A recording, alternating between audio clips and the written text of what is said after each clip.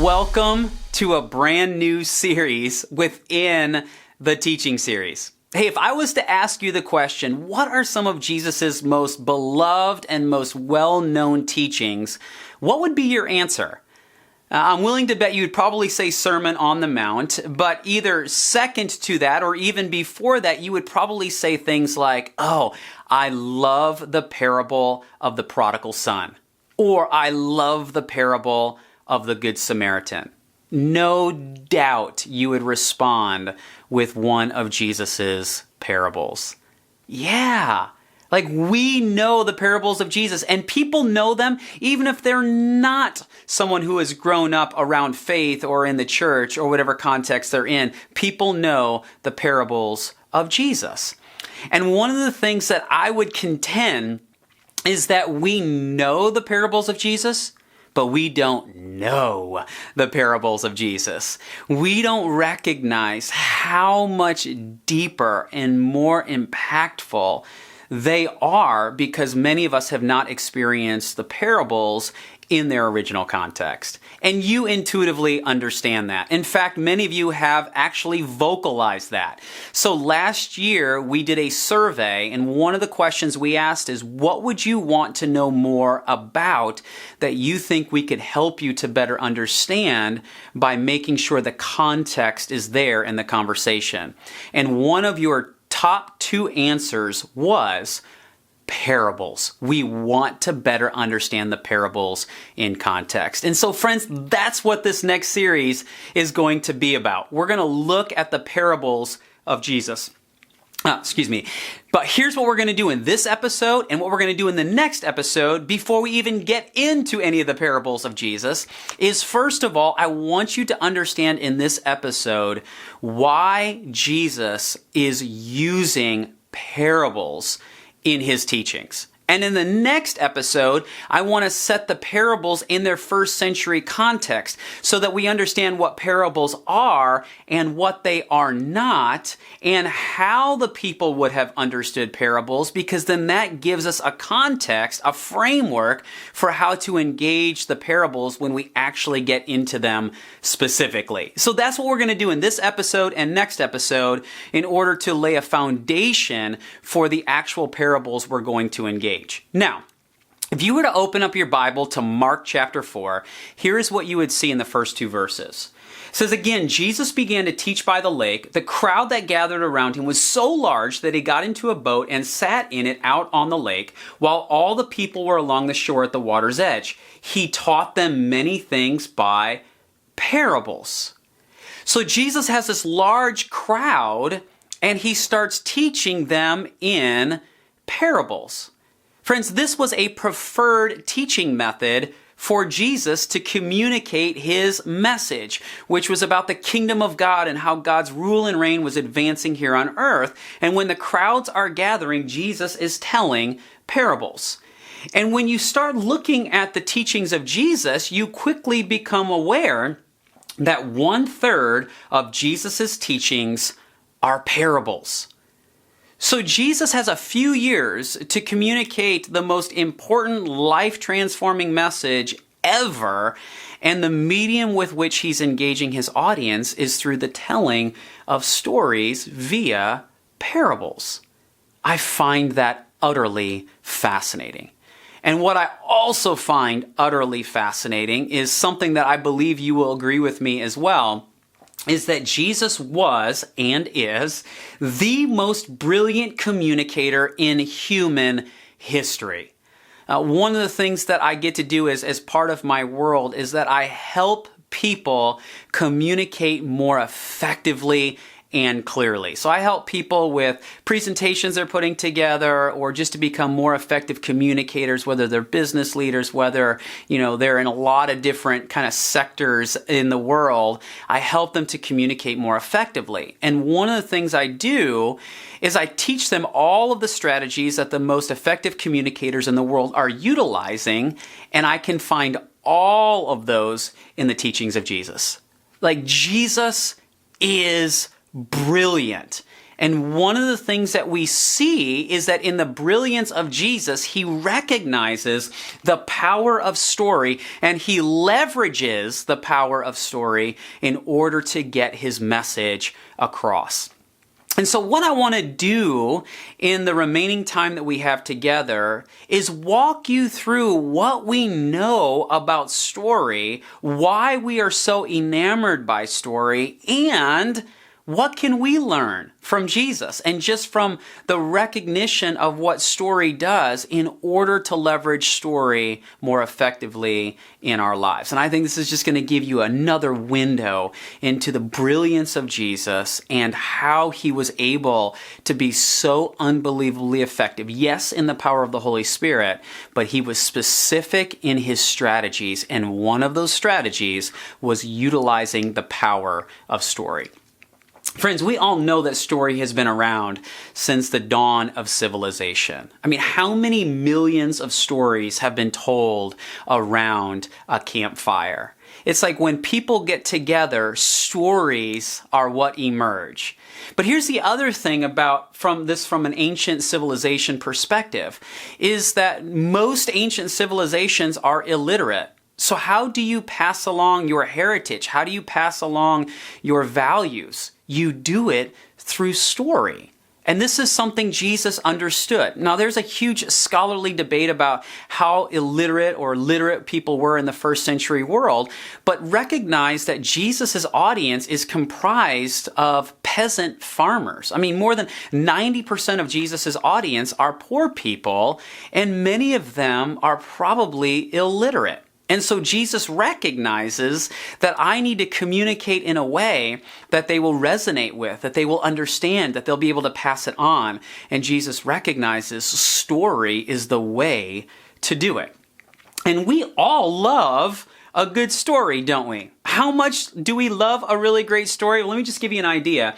Here in the United States last year, we spent $11 billion going to the theater to watch films. And that's just going to the theater. Now add in Redbox or, streaming services like Amazon Prime or Netflix or Hulu. And we spend an enormous amount of time and money engaging stories. Why do we do that? Because we all love a great story, don't we? We get lost in stories. We go on an adventure with stories. Stories have a way of drawing us in, of capturing us in a way where we are locked into a really great story. Well, the cool thing is that over the last decade in particular, lots of research has come out to help us to understand why we connect so deeply to stories beyond what we've already known. And here's one of the places in which you can find some of this information.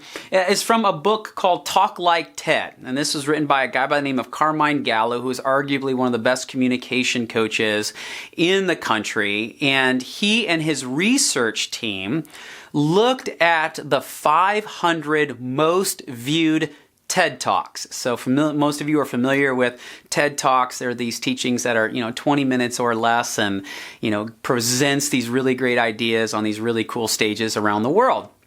And this is one of the things that we seek to do here in the teaching series is to abide by the kind of the TED Talk rule of trying to keep the teachings under about 20 minutes. And so you've got these TED Talks. And so what Carmine and his research team did is they looked at the 500 most viewed talks and said, is there anything that they're all doing that others could learn from? And his team identified 9 things that the most effective communicators in the world were doing, and he spent a chapter on each one. Now, what he also did, which makes the chapters so rich, is that he not only talked about what the thing was and talk about the art of it, like how do you do it, but what is the science behind why it works.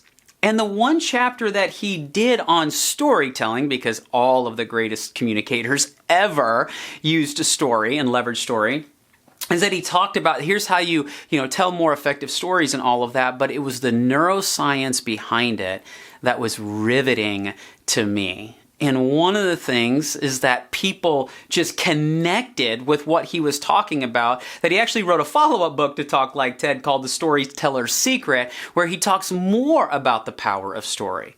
But one of the things that he talks about in Talk Like Ted is what story does to our brains when we're telling a story.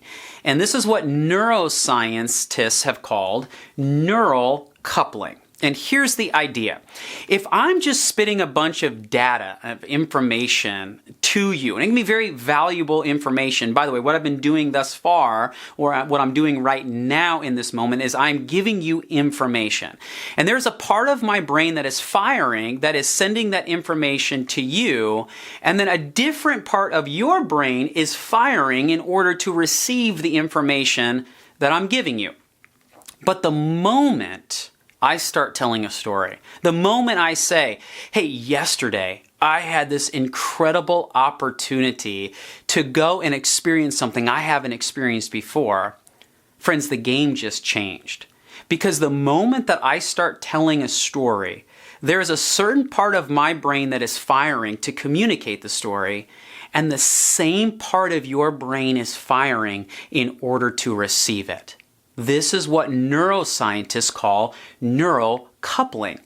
That a great story links people together, so much so that the same parts of our brains are activating in order to engage this shared experience. And here's what's so cool about this. I see the reality of this happening all the time. So I get to watch a lot of presentations, I get to watch a lot of teachings, and without question, I can identify within about 15 seconds when a communicator has lost a significant part of their audience. And so one of the things that I start doing is going, okay, so what's this presenter going to do to get the audience back? Because they totally lost them. And sometimes, and actually more often than not, a presenter doesn't even realize that they have lost the audience, but they start to tell a story. When I hear them start to tell a story, I don't look at the presenter, I don't look at whoever is on stage, I look at the audience. And here's what I invariably see. People have been, checking their social media or they're doodling or something. The moment the presenter starts telling a story, their eyes go up. What just happened? Everything got reset in the room because now the presenter and the audience has been coupled together through story. Isn't that amazing? And this is what neuroscience is proving now. And it makes total sense because we see this all the time. Now that's one facet of what a great story can do. Here's another facet, and this is from Robert McKee, arguably one of the best, most authoritative people on story. He says this. He says the best way to unite an idea with an emotion is by telling a compelling story. In a story, you not only weave a lot of information into the telling, but you also arouse your listeners' emotions and energy. So one of the things that he highlights is that a great story just induces emotion within us. And of course, Jesus would leverage story in this way, because in last week's episode, we talked about in Acts 1:1, when Luke writes, in my former book, Theophilus, I wrote about all that Jesus began to do and teach. And we talked about how Jesus leveraged experience in order to then solidify what he was teaching. And I highlighted a book by Chip and Dan Heath called Switch, in which they talk about this psychologist, a guy by the name of Jonathan Haidt, who came up with this illustration about how our brain works, and that our brain is in two parts, that we are both the rider, like a rider on an elephant, and an elephant. And our brain is both rational and emotional, and our rational side connects with the rider, our emotional side connects with the elephant. And as we talked about in last week's episode and how Jesus utilized this, is the idea that the rider can only do what the rider wants to do until the elephant decides it's going to do what it wants to do, and the elephant always wins. And so we talked about the importance of experience and emotions in order to capture people's attention. And what Robert McKee says is that the greatest way to do that is to tell a great story. Like if you can't take somebody on an experience, then tell a great story, because through the story, people are going on the journey or the experience because stories draw us in. And so, of course, Jesus would tell stories knowing that this is what happens. Here's another thing that's so cool about the power of story, and this is also from Carmine Gallo back in Talk Like TED. He says, scientists have produced a mountain of evidence showing that concepts presented as pictures instead of words are more likely to be recalled. Put simply, visuals matter a lot. If you hear information, you're likely to remember about 10% of that information 3 days later. Add a picture, however, and your recall rate will soar to 65%. To put that in context, a picture will help you remember 6 times more information than listening to the words alone. So if you have a really great idea, you want to communicate something, and you don't link it to an image, friends, 3 days after you share what you've shared, 90% is forgotten, only 10% is recalled, and in the days to come, that 10% will absolutely dwindle. But if you take that core idea, that message, and you link it to a really great image, 3 days later, only 35% is lost, 65% is retained, and not only that, but the retention rate is high going on from there, meaning people will remember what you've communicated if it is linked to an image. Now, we're talking about stories, but friends, you already know this, stories are visuals. A really great story creates a word picture. It creates an experience that is as good as a visual. And so, of course, Jesus would leverage stories because of what we now know.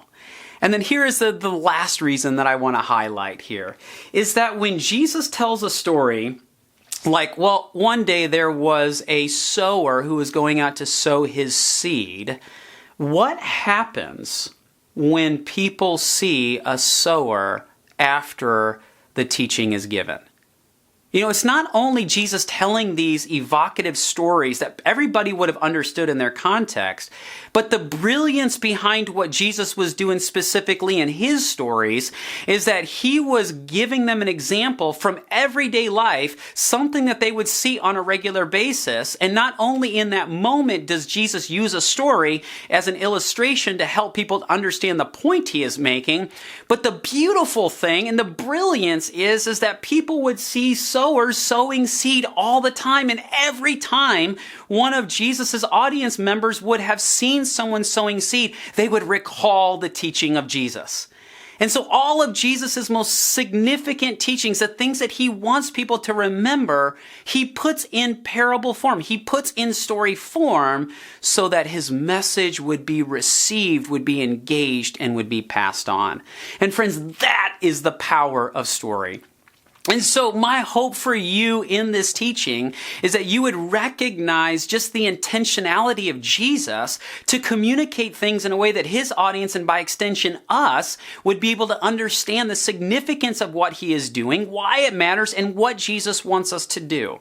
But I think the other takeaway for us, because we're going to get into what is Jesus doing in these parables as we get into the parables, is that, friends, I believe for us, we just need to tell more stories. That for those of you who are communicators, tell more stories, really great stories. I once heard someone do a teaching in 40 minutes and they told like 12 stories. That's a bit excessive, all right? But a few very well-told stories will help you significantly. For those of you who run companies or organizations, tell more stories. Tell more stories about how people are engaging your products and services. Tell more stories about how other companies have been successful and how maybe you're mimicking that. Tell more stories about how your employees are experiencing your company in order to help others to see the value of what you are doing. If you are a parent and you're trying to communicate important things to your kids, tell more stories. They will remember it through story rather than just a bunch of really great points. Friends, stories are the things that we love. Stories are the things that we engage. But what most of us forget is that when we're trying to communicate really significant things, we don't utilize the power of story. And friends, I think we can all grow in this area. So friends, thanks so much for watching. Thanks for listening. Next week, we are going to jump into what are the parables in Jesus' day that will give us one more foundation piece as we launch into these brilliant stories that Jesus told. So thanks for watching. Thanks for listening, and may you walk out the text well in your life.